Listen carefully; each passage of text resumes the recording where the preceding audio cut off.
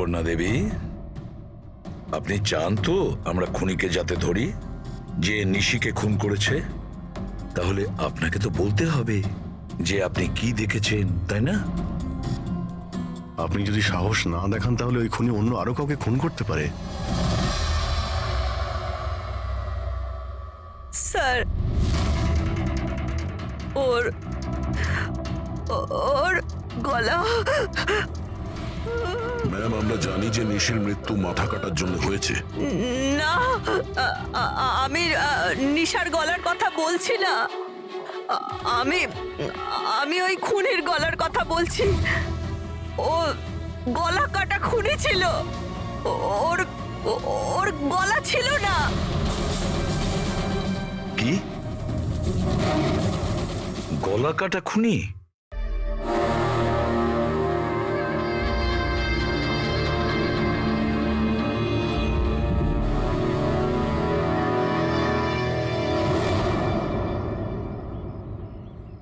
ওই হবে, ওই ফিরে এসেছে। আপনি কার কথা বলছেন সুপর্ণা দেবী? কে ফিরে এসেছে? অজিত।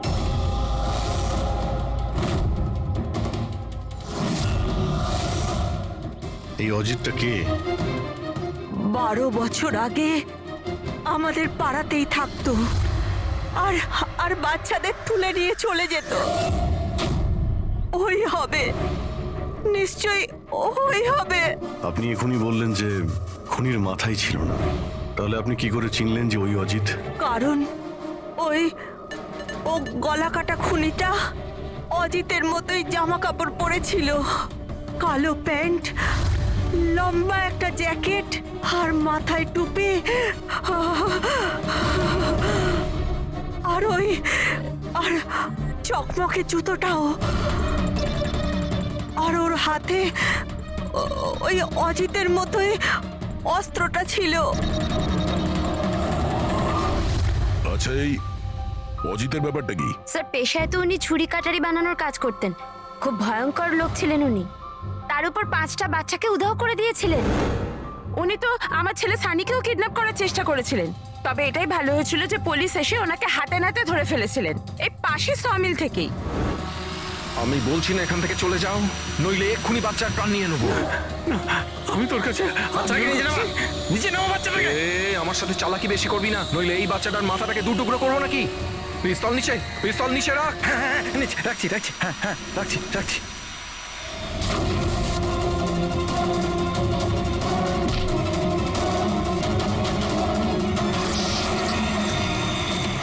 স্যার, আমার তো কিছু মনেও নেই যে ছোটবেলায় আমার সাথে এরকম কিছু হয়েছিল।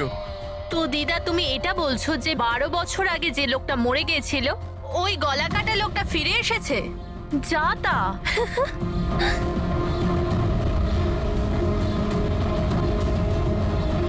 সুপর্ণা দেবী, কোনো মারা যাওয়া লোক আবার কিভাবে ফিরে আসে? হ্যাঁ, ঈশা বেবিকে কেউ তুলে নিয়ে গেছে।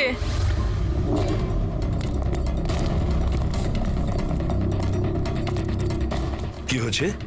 ঈশা বেবিকে কেউ তুলে নিয়ে গেছে। হোয়াট? তুলে নিয়ে গেছে? কে তুলে নিয়ে গেছে? মাথা কাটা লোকটা। গলা কাটা লোক? কোথায় দেখেছো তুমি? নিশি ম্যামের বাড়িতেই।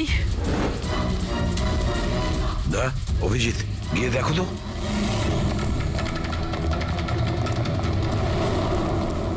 কোন দিকে? আপনারা এখানেই দাঁড়ান।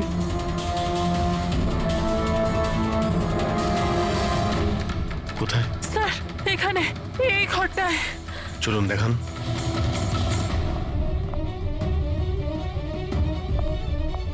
স্যার,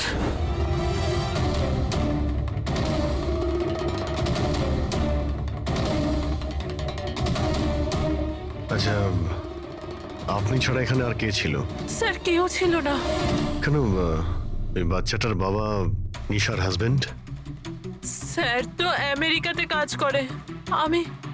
আমি ফোনে ওনাকেই ম্যামের খবর দিচ্ছিলাম, তো হঠাৎ করে আমি এই ঘরটা থেকে আওয়াজ পেলাম, আর আমি এখানে এসে দেখলাম যে একটা গলা কাটা লোক নিশা বেবিকে সাথে করে নিয়ে যাচ্ছিল। তুমি ওকে বাধা দেওয়ার চেষ্টা করোনি? স্যার আমি খুব ভয় পেয়েছিলাম, গলা কাটা লোকটাকে দেখে তো আমি আমার জায়গা থেকে নড়তেই পারিনি। আরে আরে মোহিনী, তুমি কোথায় যাচ্ছ? না না, পাড়ার একটা বাচ্চা উধাও হয়ে গেছে, দাঁড়াও একটু।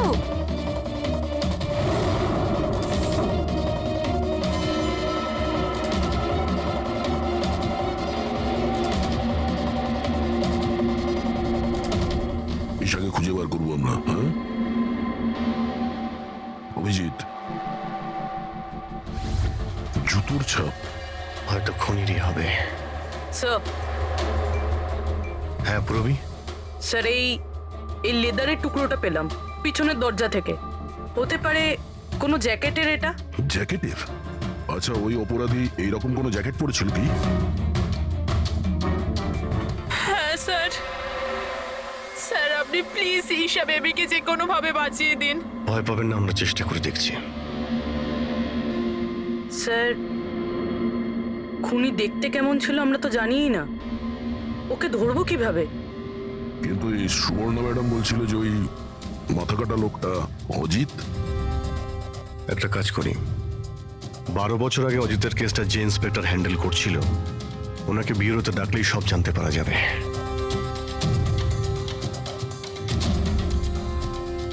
দেখুন, আপনারা সবাই খুব প্রয়োজন না হলে বাড়ি থেকে বেরোবেন না। বাড়ির দরজা জানলা ঠিক করে বন্ধ করবেন। আর হ্যাঁ, বিশেষ করে বাচ্চাদের ওপর নজর রাখবেন, ঠিক আছে? আমাদের একজন অফিসারকেও আমরা এখানে রেখে দিচ্ছি, হ্যাঁ? খেয়াল রাখবেন নিজেদের।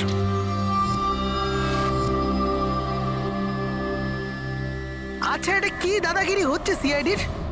বাড়িতে থাকবে, একটা মার্ডার কি হয়ে গেছে, আমরা কারফিউ লাগে বাড়িতে বসে থাকবো? কোনো দরকার নেই বাড়িতে বসে থাকার। আজকে আমার বার্থডে, আজকে আমরা পার্টি করব।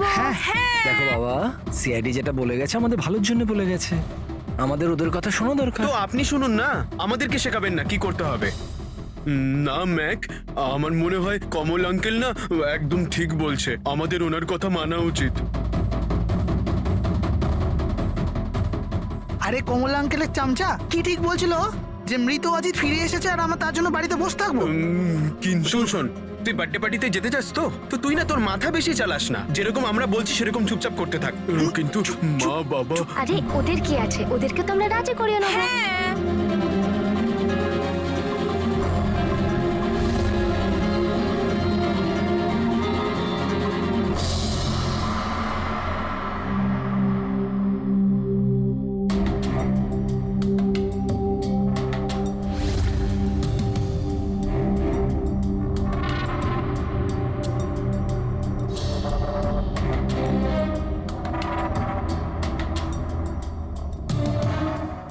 আমি এই কেসটা হ্যান্ডেল করছিলাম, 12 বছর আগে আমি ওকে ধরেছিলাম, কিন্তু আফসোস ওকে জেল অব্দি নিয়ে যেতে পারিনি।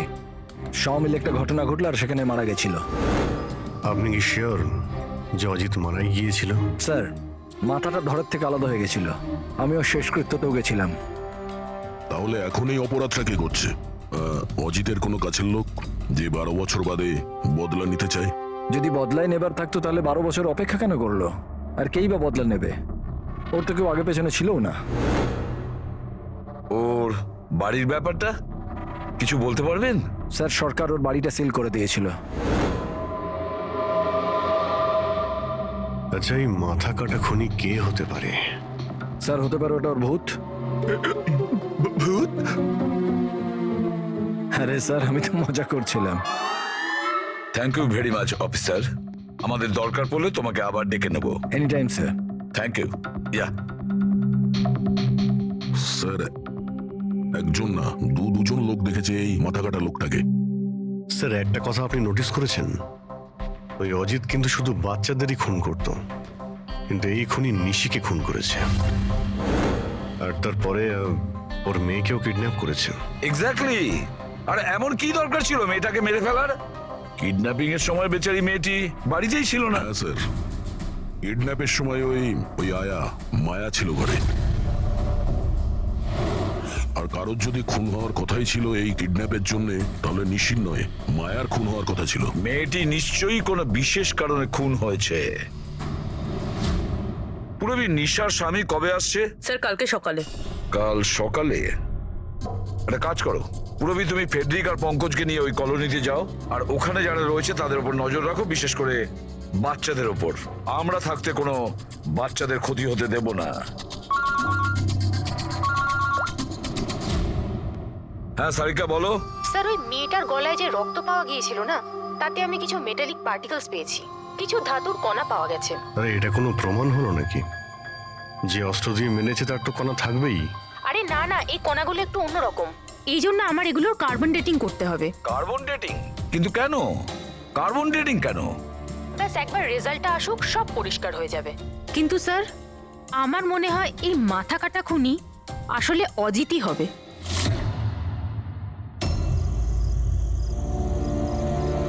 এই টিনা আর সঞ্চিতা কোথায়? হ্যাঁ রে, একদম ভালো লাগছে না। আরে এসে গেছে দেখ। ভাই, টিনা তো বললো আসবে না, ও বললো যে ও ভয় পাচ্ছে। ছাড় ওকে। আরে গাইস, ভয় পাবার কোনো দরকার নেই, ভয় পেও না। চলো আমরা বার্থডে পার্টি এনজয় করি। চল। তাড়াতাড়ি চলো। কিন্তু মা বাবা যদি জানতে পারে তাহলে? আরে বাবা, আরে মা বাবা জানতেই পারবে না। কিন্তু ভাই, আরো একবার ভাবতে পারতিস, আমাদের কিছু হয়ে গেলে তো। আরে কিছুই হবে না, এর আগে কেউ জানতে পেরে যাক, আমরা এখান থেকে পালাই। চল চল। দাঁড়াও,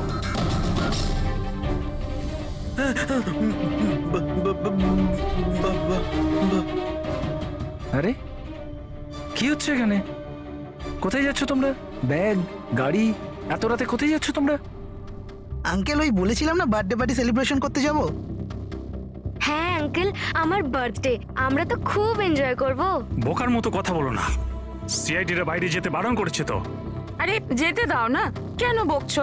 এমনিতেও আমাদের সানি তো বাইরে কোথাওই যায় না, একটু যাক না, ভালো লাগবে। যা খুশি করো, কিন্তু কারোর যদি কিছু হয়ে যায় না, তার দায় কিন্তু আমার না। আরে আঙ্কেল, কিচ্ছু হবে না, আমরা বাচ্চা নাকি, চিল। আরে কি দরকার যাওয়ার? দেখছিস তো কি অবস্থা চারদিকে, ওই গলাকাটা লোকটা এখানেই ঘুরছে। কিচ্ছু হবে না, শুধু আমাদের যেতে দাও। আর এমনি তো আমরা কি বাচ্চা নাকি? আরে যেতে দাও না, বাচ্চারা যেতে আরে চাইছে। আপনিও না।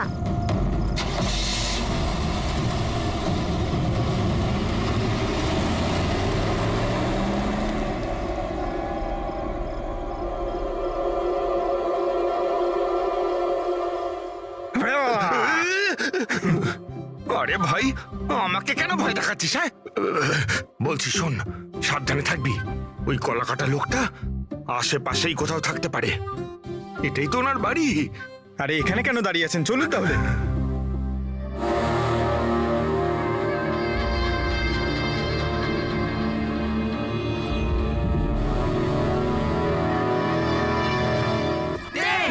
Nine, 8, 7, 6, 5, 4, 3, 2, 1. Happy birthday to you. Happy birthday dear Rinika. Happy birthday to you. কি হয়েছে? কিছু না। কিচ্ছু হয়নি।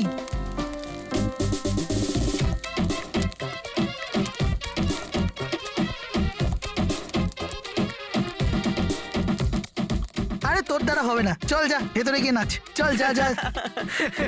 বোকা কোথাকার। আমরা বারণ করা সত্ত্বেও আপনারা ছেলে মেয়েদের বাইরে যেতে দিলেন, হ্যাঁ?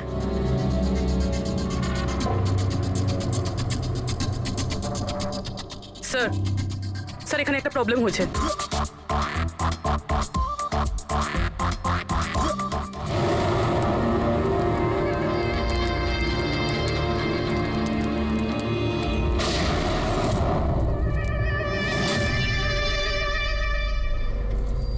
গুলি চলার আওয়াজ ছিল তো, কিছু গন্ডগোল মনে হচ্ছে। হ্যাঁ ম্যাক, আমিও একটা আওয়াজ শুনলাম খুব জোরে। কোনো গন্ডগোল নয়, আর কোনো গন্ডগোল হলে না আমরা সামনে নেব। এক কাজ করো, তোমরা দুজন ওখানে গিয়ে দেখো, আর তুমি এদিকে, আর আমরা পিছনে যাচ্ছি। আর আমি তুই না এই মাটিতে গর্ত কর আর তার ভেতরে লুকিয়ে পড়।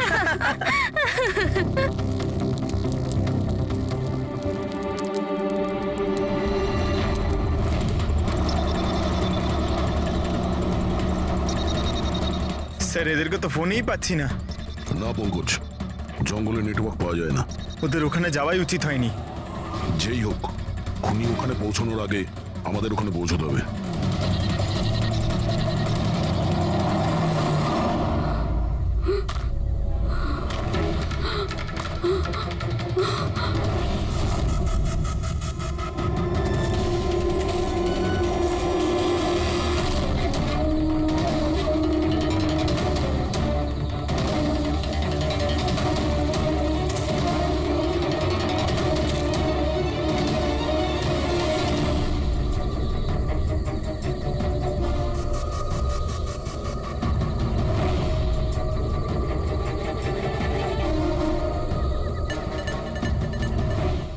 সঞ্চিতা, সঞ্চিতা, ম্যাক, তোমরা সবাই কোথায়?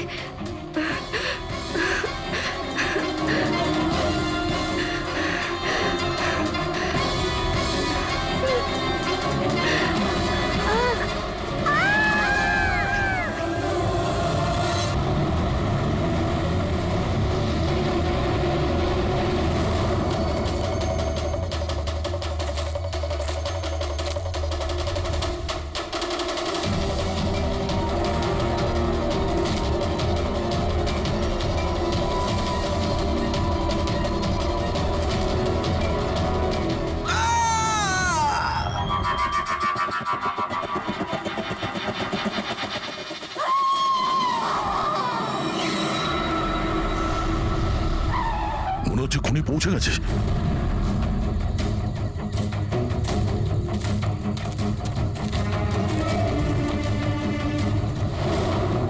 আওয়াজ এখান থেকে এসছে, নিচে গিয়ে দেখি।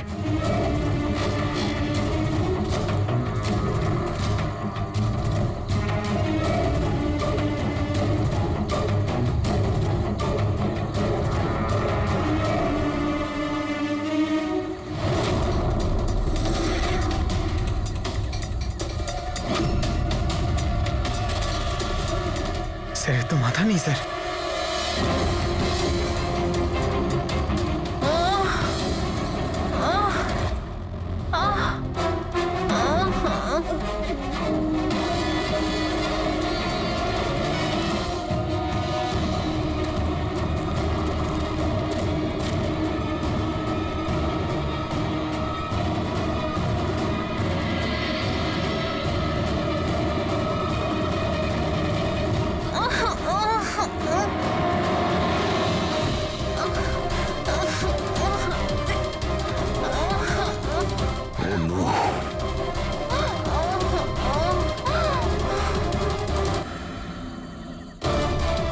বেঁচে আছে, নিঃশ্বাস চলছে, শ্বাস প্রশ্বাস চলছে।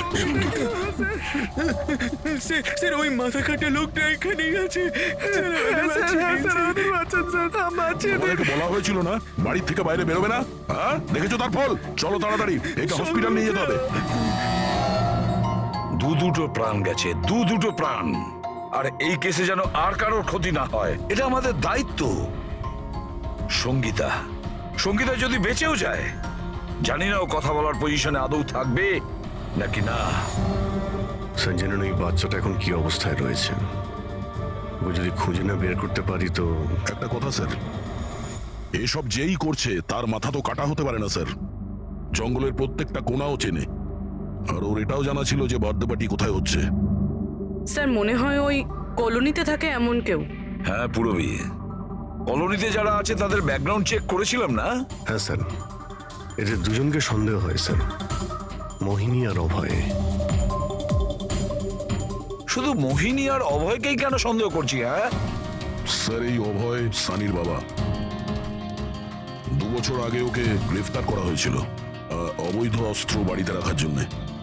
আর ভায়োলেন্সের কিছু কেসও ওর বিরুদ্ধে লেখা আছে স্যার। এ তার 2 চাকরকে এত বাজেভাবে একবার মেরেছিল যে ওদেরকে হসপিটালে নিয়ে যেতে হয়েছিল।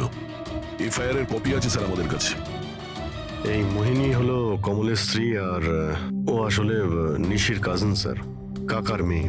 গত বছর নিশির সঙ্গে একটা কোর্ট কেসে একটা বাংলো হেরে গিয়েছিল, আর ওই বাংলোটার দাম ছিল 10 কোটি। তারপর ও নিশিকে প্রাণে মারার হুমকিও দিয়েছিল।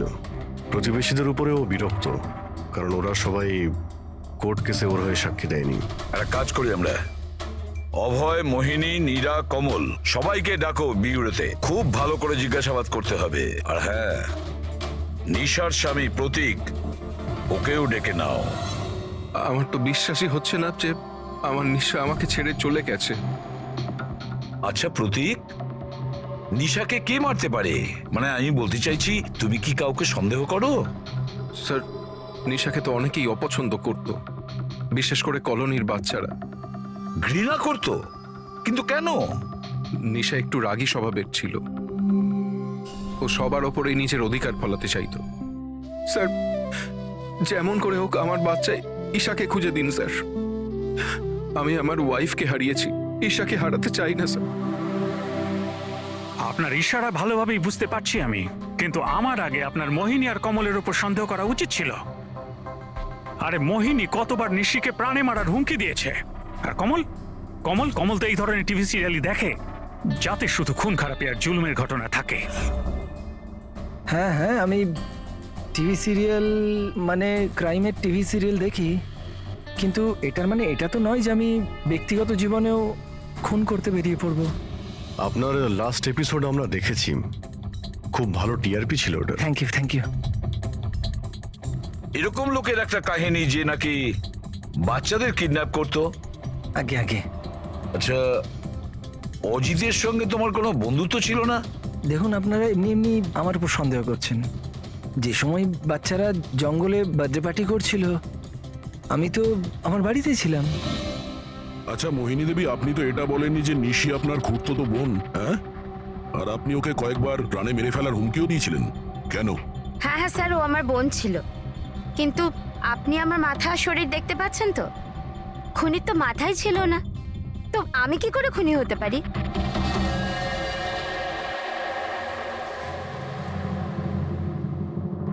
এই অভয়, মোহিনী, নীরা, কমল, খুনি তো এই চারজনের মধ্যে যে কেউ হতে পারে। কলোনির সব লোককে বলে দাও, ওরা যেন বাড়ির থেকে না বেরোয় যতক্ষণ না এই গলা কাটা খুনি ধরা পড়ে। এখন তো একটা চিন্তা ঢুকে গেল বেচারি ওই ঈশার ব্যাপারে। ওই বাচ্চাটার যেন কিছু না হয়। আর এত ছোট বাচ্চা যে নিজে নিজেকে বাঁচাতেও পারবে না। এক মিনিট, কি বললে তুমি দয়া? এটাই যে বাচ্চা এত ছোট যে নিজের আত্মরক্ষা করতে পারবে না। ইয়েস, আগে কেন ভাবিনি আমি? কি স্যার? ওই রুমটা যেখান থেকে ঈশাকে কিডন্যাপ করা হয়েছিল, ওই রুমে সমস্ত জিনিস ছড়ানো ছিটানো পড়েছিল। এটা তখনই হয় যখন দুজনের মধ্যে মারামারি হয়। ওই মায়া বলছিল যে ওর সঙ্গে কোনো হাতাহাতি হয়নি। গলা কাটা লোকটাকে দেখে তো আমি আমার জায়গা থেকে নড়তেই পারিনি। এক্স্যাক্টলি। আর তাছাড়া মারামারি আর জিনিসপত্র ছড়ানো ছোট বাচ্চাদের কাজ নয়। গোলমাল আছে, নিশ্চয়ই কোনো গোলমাল আছে। আমি বলছি কোনো গোলমাল আছে। আর ওই যে জুতোর ছাপ, ওই রং লাগা জুতোর ছাপ, কিন্তু সেটা একটাই কেন রুমের মধ্যে থাকবে? যদি জুতোর তলায় রঙই লেগে থাকে তাহলে তো আরো অনেকগুলো জুতোর ছাপ থাকবে, তাই না? তার মানে স্যার, এইসব আবার ওই মায়াই করেনি তো? সঙ্গীতার ডক্টর মেসেজ করেছে, সঙ্গীতার জ্ঞান ফিরেছে। তাহলে তো স্যার ওই আমাদের বলবে কে লোকটা। আমি হসপিটাল হয়ে আসছি। হ্যাঁ সারিকা, কি?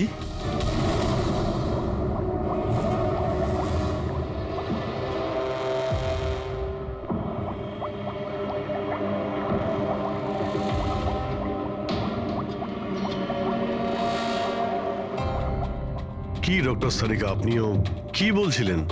এই সব খুন অজিত করছিল? যে যে মারা গেছে সে খুন করবে কি করে?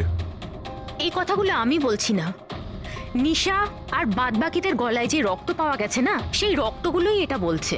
আর ওর রক্তে যে মেটাল পার্টিকলস পাওয়া গেছে তার কার্বন ডেটিং করার কথা ছিল। হ্যাঁ, করিয়েছি তো আমি সেটা। আর তোমরা জানো কি রেজাল্ট এসেছে? এসো দেখাচ্ছি। এখন তোমরা জানোই যে আমরা কার্বন ডেটিং এর ব্যবহার তখনই করি যখন কোনো জিনিসের এক্স্যাক্ট বয়স জানার হয়। হ্যাঁ, আর নিশার খুন যে অস্ত্র দিয়ে করা হয়েছে সেটা কমপক্ষে 10 থেকে 12 বছরের পুরনো। কি এত পুরনো? হ্যাঁ, তাই তো আমরা রক্তের মধ্যে আয়রন আর রাস্টেড পার্টিকেলস পেয়েছি। আর সব থেকে আশ্চর্যের ব্যাপার হলো এটাই যে দ্বিতীয় যে রক্তটা পাওয়া গেছে না নিশার গলা থেকে, ওটা একটা মানুষের নয়, 12 জন আলাদা আলাদা মানুষের। 12 জন আলাদা আলাদা লোকের রক্ত? এই যে 12 জনের আলাদা আলাদা স্যাম্পল আর 12টা আলাদা আলাদা ডিএনএ।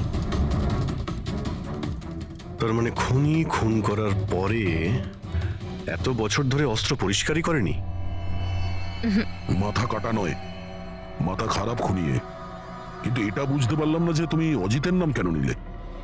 কারণ নিশার রুমে যে জুতোর দাগ পাওয়া গেছে ওটাতে এমন কিছু মাইক্রোবস পাওয়া গেছে যেটা এমন কোনো জায়গা থেকে এসেছে যেটা বছরের পর বছর বন্ধ।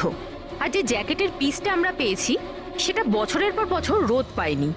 তাহলে এরকম জায়গা কোথায় হতে পারে যেটা অনেক বছর বন্ধ? অজিতের বাড়ি।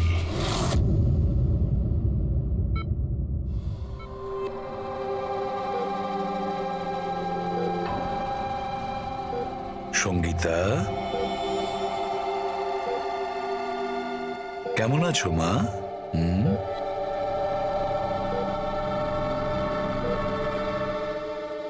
এসিপি স্যার, আপনাদের সিআইডিদের সাহায্য আমি সারা জীবন ভুলতে পারবো না। না না না, প্লিজ।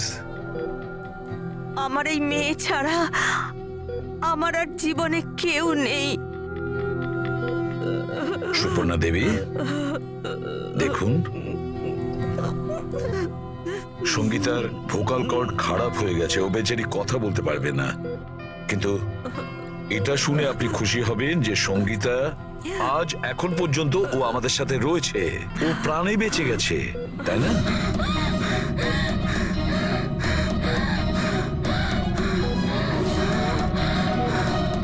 সঙ্গীতা, সঙ্গীতা, সঙ্গীতা, তোমার কি দরকার বলো? কি চাই বলো? কি? দেখো সঙ্গীতা, এখানে ওষুধ আছে, মোবাইল আছে। তোমার মোবাইল দরকার? এ না, না, ধরো। ওকে, অন করো। ঠিক আছে, ঠিক আছে। যার মাথা কাটা গেছে সে কিভাবে কথা বলছে? মাই গড! সুপর্ণা দেবী, হ্যাঁ, অজিতের হাইট কত ছিল আপনি কি বলতে পারবেন? ওর উচ্চতা? প্রায় 5.5 ফিট। 5.5 ফিট? অজিত 5.5 ফুট, কিন্তু এই যে খুনি দেখছি ও তো 6 ফুট হাইটের মনে হচ্ছে। অজিত 5.5 ফিট আর খুনি 6 ফিট। তাহলে অজিত নাকি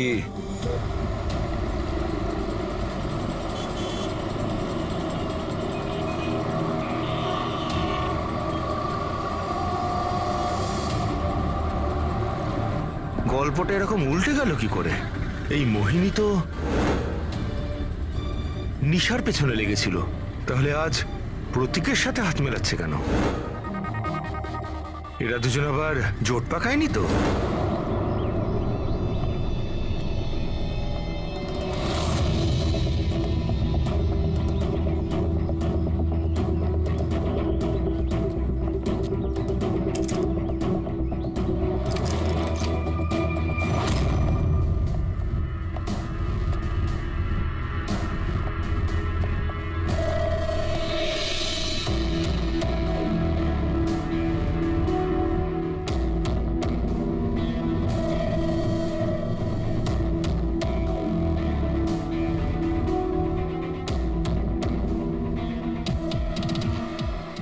অভিজিৎ, গত 12 বছর ধরে তো এই ঘরটা বন্ধই আছে, কিন্তু মনে হচ্ছে এখনো এখানে কেউ যা আসা করে। এই দেখো, ধুলো পড়ে আছে কিন্তু হাতের ছাপ স্পষ্ট দেখা যাচ্ছে, আর নিচেও পায়ের ছাপ আছে।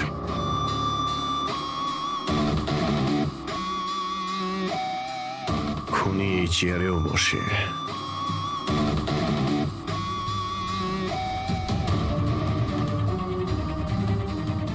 এই জল তো 12 বছরের পুরনো নয়। এর পায়ের চিহ্নগুলো দেখি এটা কত দূর গেছে।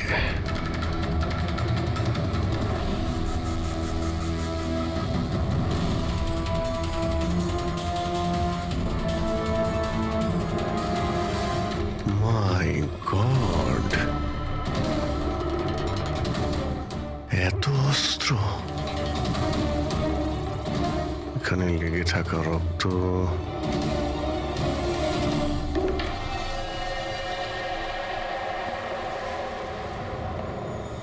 এই রক্তগুলো হয়তো এই সমস্ত নিষ্পাপ শিশুদেরই হবে যাদের জীবন অজিত কেড়ে নিয়েছিল।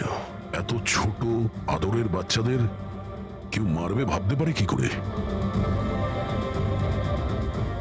এই অজিত তো পাগল ছিলই, যে ওকে নকল করতে চায় সেও মানসিকভাবে অসুস্থ।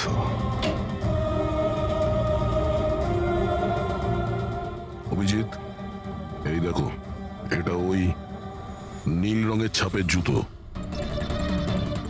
আর এই কোট, এই টুকরোটা আমরা ওখানে নিশির রুমে পেয়েছিলাম, ওটা এখানেই আছে। মানে খুনি অজিতের বাড়িটাকে নিজের আড্ডা করে রেখেছে। কিন্তু এটা জানবো কি করে যে এই খুনিটা কি? মনে আছে ডক্টর সারিকা কি বললো? নিশার নার্সারিতে যে জুতোর দাগ পাওয়া গেছে না, সেখানে এমন কিছু মাইক্রোস পাওয়া গেছে যেগুলো এমন কোনো জায়গা থেকে এসেছে যে জায়গাটা অনেক বছর বন্ধ। যদি খুনির জুতোতে মাইক্রোওয়েভস থাকে বন্ধ জায়গার, তাহলে ওর শরীরেও থাকবে।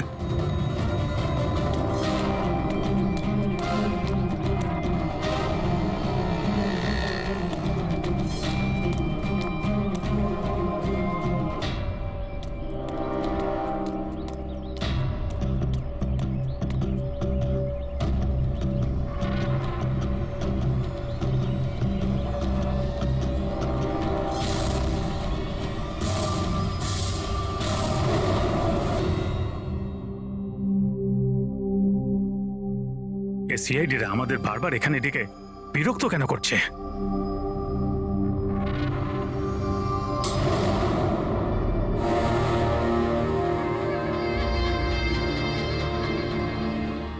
আরে অজিত, অজিত এখানে মনে হচ্ছে, এখানে মনে হচ্ছে। আরে কেউ তো আমাদের মেরে দেবে। আরে কেউ বাঁচাও, অজিত বেঁচে আছে, কেউ আছে নাকি? কেউ বাঁচাও। আরে অজিত এখানে কি করে? আরে আরে ভয় লাগছে তো। অজিত, অজিত এখানে আমাদের প্রাণ না।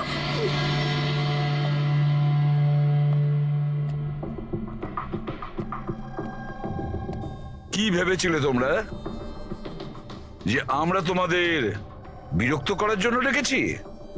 না না, আমরা তোমাদের এই কারণে ডেকেছি, সেটা দেখানোর জন্য গলা কাটা মাথাহীন খুনি, মাথা কাটা নয়, ওর মাথাটাই খারাপ। এসবই এই ড্রেসের জন্যই হচ্ছে। এই এটাকে পড়লেই মাথা উধাও। ঠিক আছে স্যার, এটা তো বোঝা গেল যে খুনি এটা পরে খুন করত, কিন্তু আসল খুনি কে? খুনি তুমিও হতে পারো। তুমি তুমি তুমি তোমাদের মধ্যে যে কেউ হতে পারে। খুনি তোমাদের মধ্যে যে কেউ হতে পারে। শুধু 2 মিনিট দাও, 2 মিনিটের মধ্যে রহস্য ভেদ হয়ে যাবে। এটা তো জানতে পারা গেছে যে ওই অস্ত্রগুলো সেটা অজিতের বাড়ি থেকে খুনি চুরি করেছিল। কিন্তু যখন ওই অস্ত্রগুলো চুরি করতে খুনি অজিতের বাড়িতে যায়, তখন ওই বন্ধ বাড়িটায় ধুলোয় ভর্তি হয়েছিল, যেটাও যাওয়ার পর পরিষ্কার হয়ে যায়। আর ওই রুমে যত ধুলোর কণা ছিল সেই খুনির শরীরে এসে গেছে। আর আমরা তোমাদের সবার টেস্ট করব, সবার। আর যার শরীর থেকে আমরা সেই ধুলো পাবো, সেই আমাদের বিচারে খুনি। কিন্তু আমাদের উপর কেন সন্দেহ করা হচ্ছে? কারণ খুনি শুধুমাত্র তোমার উপর আর এই সানির উপর হামলা করেনি। আর মোহিনীকে এই জন্য, কারণ ও নিশিকে মারার হুমকি দিয়েছিল, সেটাও অনেকবার। আর অভয়ের উপরে এই জন্যই যে ও খুব অল্পেতেই রেগে যায়।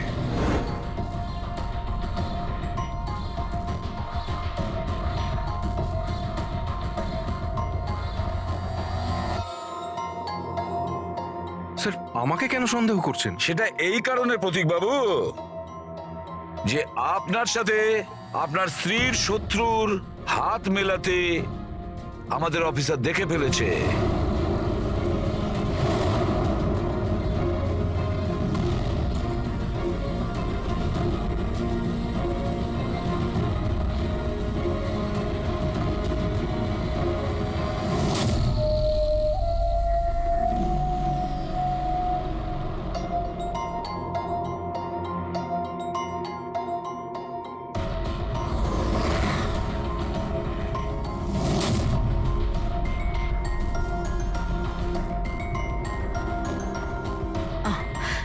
স্যার এখনই সমস্ত ব্যাপারটা পরিষ্কার হয়ে যাবে।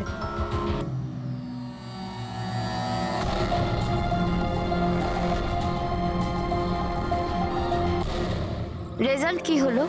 জানা গেল খুনিকে? হ্যাঁ, আমরা জানতে পেরেছি খুনিকে। খুনি আপনি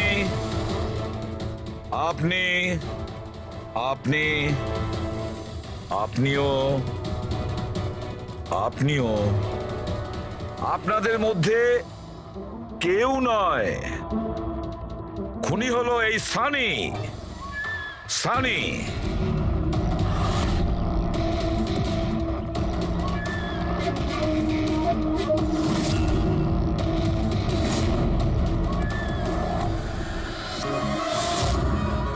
হ্যাঁ, আমি গিয়েছিলাম অজিতের বাড়িতে।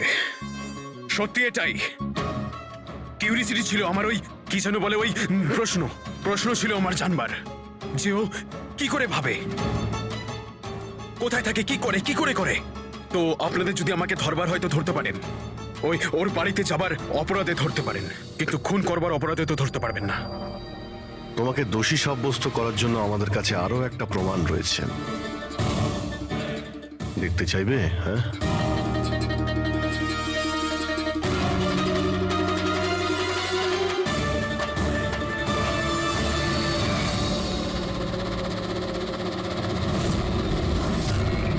এটা তো ঈশা। সানি, কেন করেছিস তুই এসব?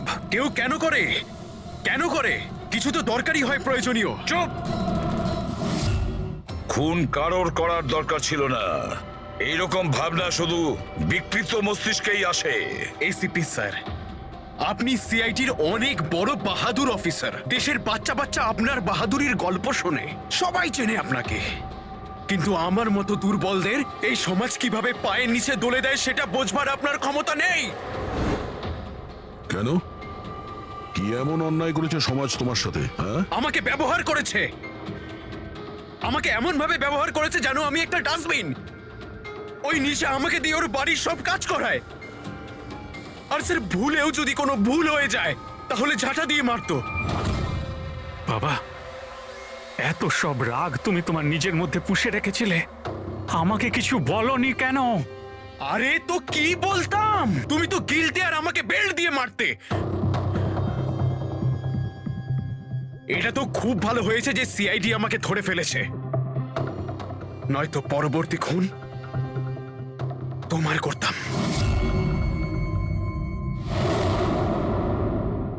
মানলাম যে তোমার বাবা তোমার সঙ্গে সঠিক আচরণ করেননি, কিন্তু তুমি তোমার বাবাকে খুন করার কথা কিভাবে ভাবলে?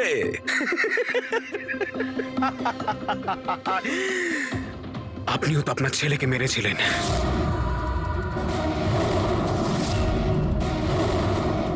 ভুলে গেছেন? কি বাজে কথা বলছো তুমি? উনি খুন করেননি, দেশের স্বার্থে উনি ডিউটি করেছিলেন। দুটোর মধ্যে পার্থক্য আছে। তো আমিও আমার মনের কর্তব্য পালন করছিলাম। ভালোবাসতাম আমি রিনিকাকে, কিন্তু ও কি করলো? সব বন্ধুদের সামনে মজা করলো আমাকে নিয়ে।